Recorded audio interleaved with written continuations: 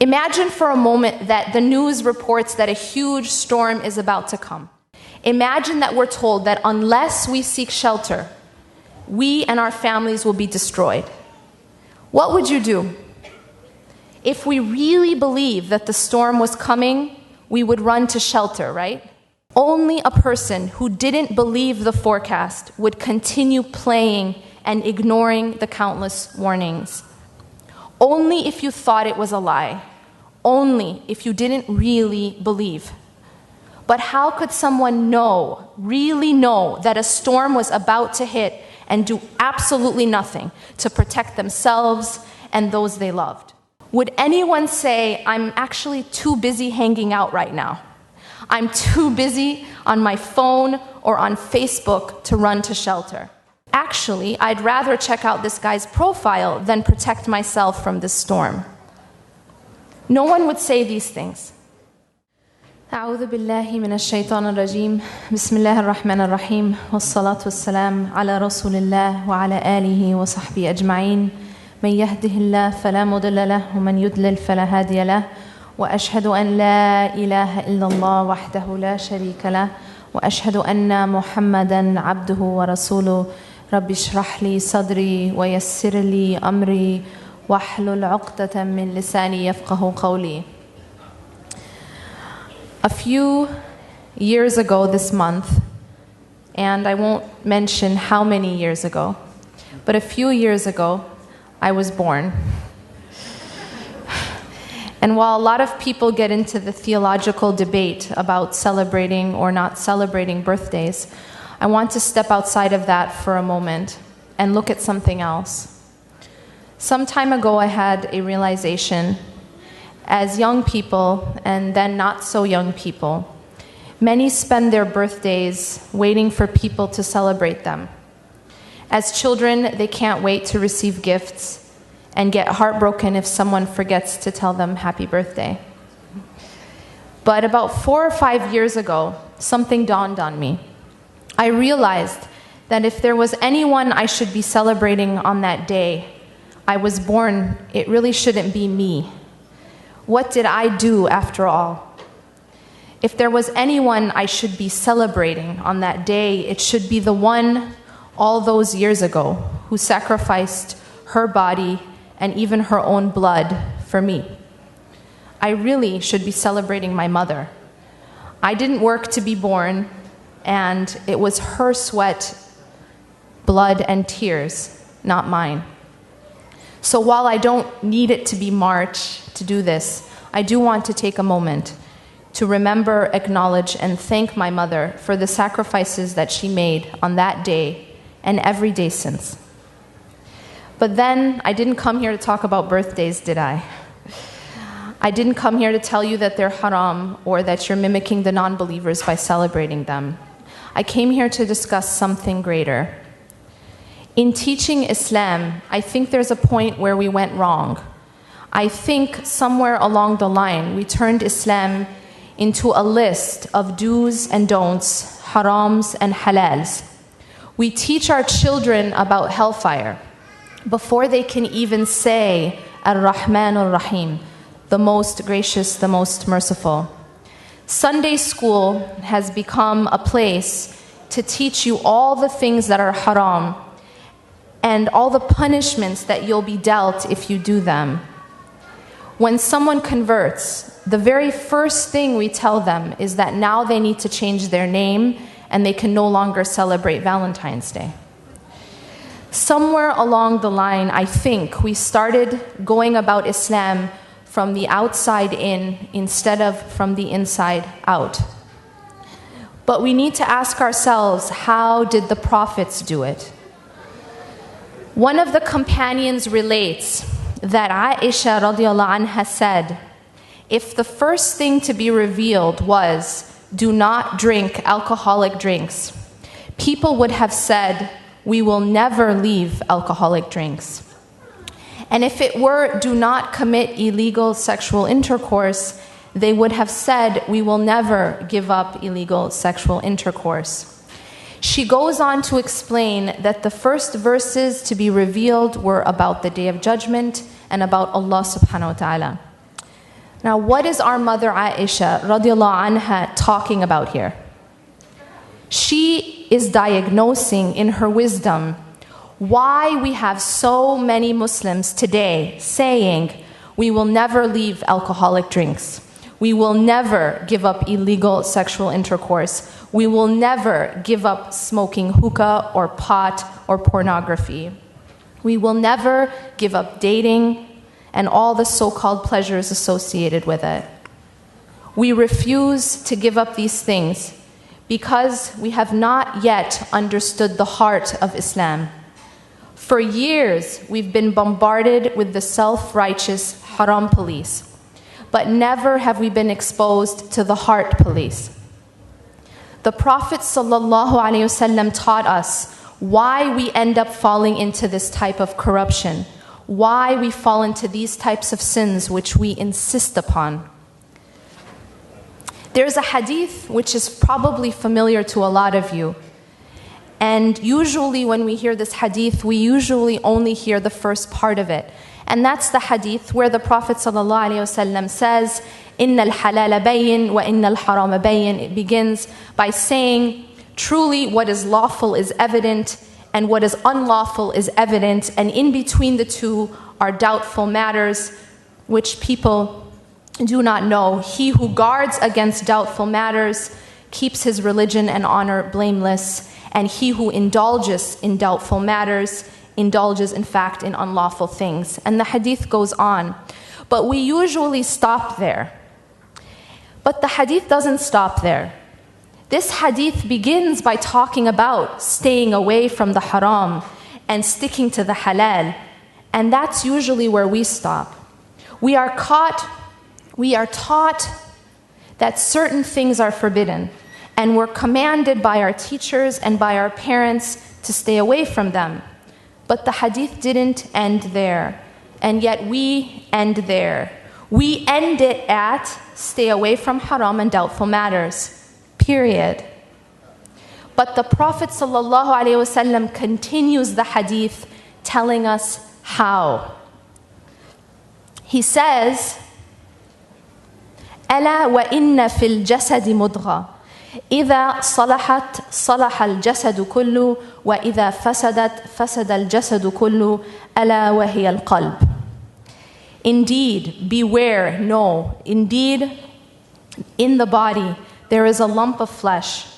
And if that lump of flesh is sound, the entire body will be sound. And if that lump of flesh is corrupted, the entire body will be corrupted. And verily, it is the heart. The heart is the master. You see, human beings are all about love. We obey what we love. Whatever fills this lump of flesh, called our hearts, dictates how we act. And when it comes to love, we make a lot of claims. We claim to love a lot of things. But like the great poet said, love is like a lawsuit. It requires evidence. What is the evidence of love? What is the direct consequence of this powerful emotion? Think for a moment about human love. What happens when someone is in love with another person? That person will desire nothing more than to please and be close to the one they love. And this service is not motivated by begrudging obligation, but rather by a deep inner drive born directly out of that love. Love speaks for itself. When you love someone, you do what pleases them. And your greatest joy is in pleasing and serving the one you love. It is an honor to serve the one you love. Imagine if you're in the presence of a famous person. Now, I know I'm not in Southern California, but imagine that you met Kobe on the street. How would you act? Most people, they'll go up to him and they'll be like, "Can I get you something? Can I get you a cup of water? Can I tie your shoe?" And then once they get to tie his shoe, they'll go home and tell everyone, "I got to tie Kobe's shoe." You may not care about Kobe, but I hope you understand the sentiment here. There is an honor in serving the one you love. There is tashrif. And it's only once that love is gone or weakened that serving that person goes from being an honor to just being a burden. It goes from tashrif to only taklif. Sadly, our worship of God is just like this, just a burden. We don't pray to seek refuge from the storm of our lives. If we pray at all, we do it to get it out of the way. Or maybe because our parents won't stop nagging us unless we do. Somewhere we've forgotten that if we don't pray, we harm no one. Not Allah, not our mothers, not our fathers.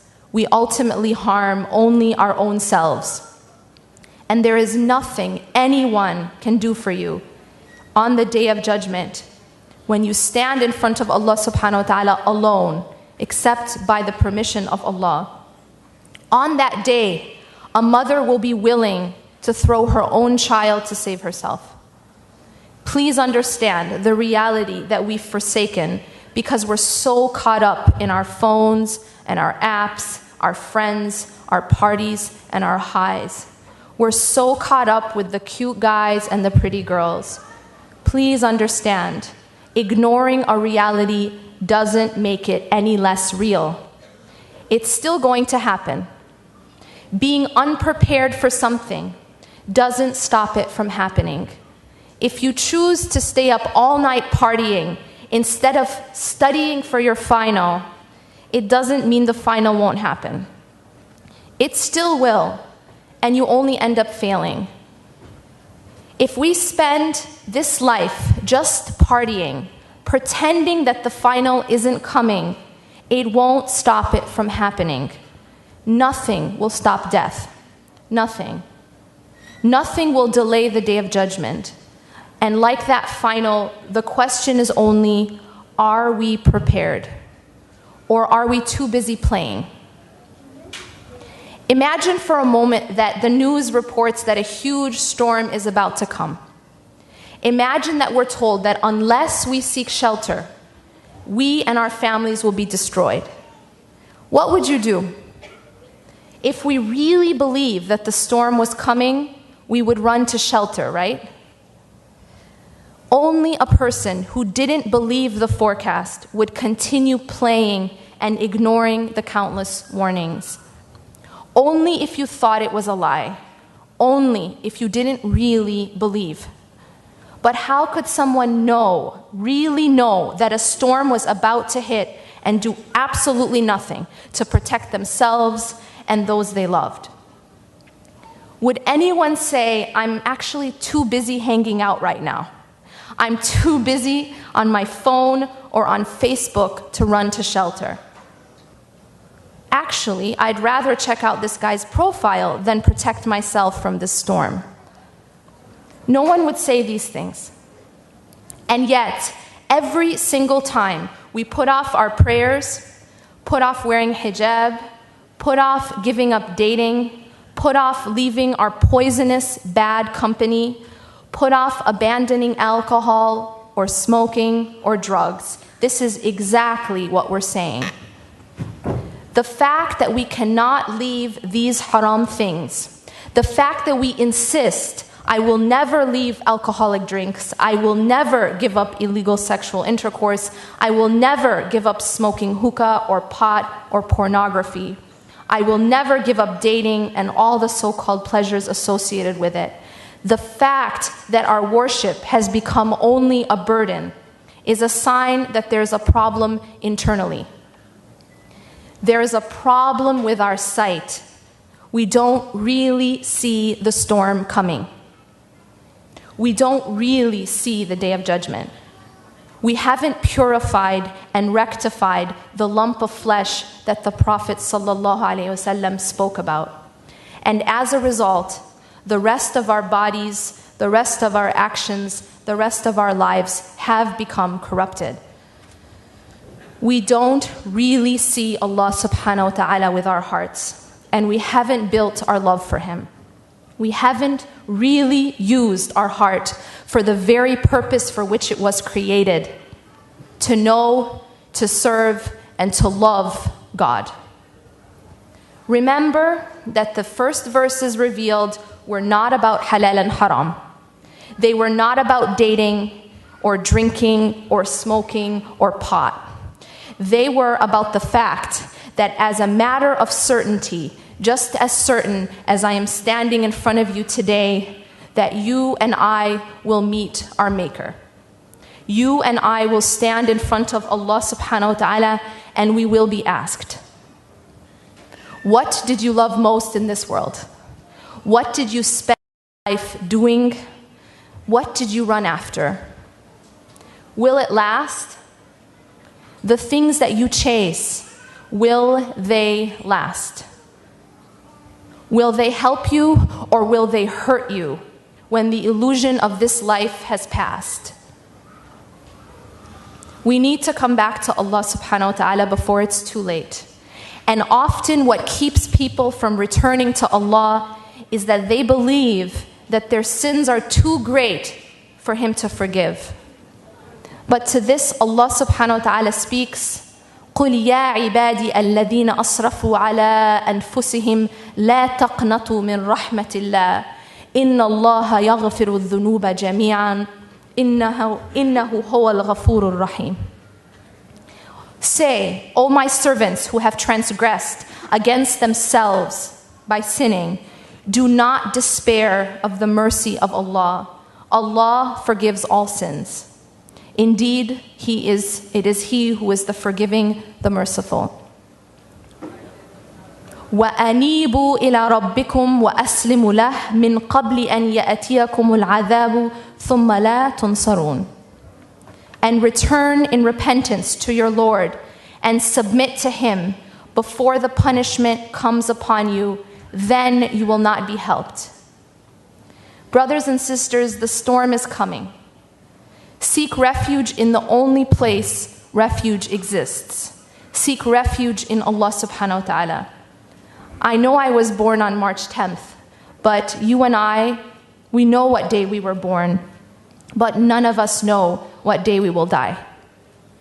And many of us think that when we get to that time, we can live our entire life however we want, and then at the time of death, just say, La ilaha illallah. But at the time of death, the tongue cannot speak, except what the heart commands. Whatever is in the heart will come out then. If we don't remember Allah during our life, how will we remember Him during our death? If our heart is full of love of this life, love of status, love of wealth, love of the creation over the Creator, it is that which will speak. If the heart was full of grudges, jealousy, hatred, that will speak. But if it was full of the love of Allah subhanahu wa ta'ala, that will speak. If in your heart you carried only La ilaha illallah, that truly there is no refuge, no shelter, no deity worthy of worship but Him, then and only then will the tongue be given permission to say, La ilaha illallah Muhammad Rasulullah, Allahumma ja'alna minhum, wassalamu alaykum wa rahmatullahi wa barakatuh.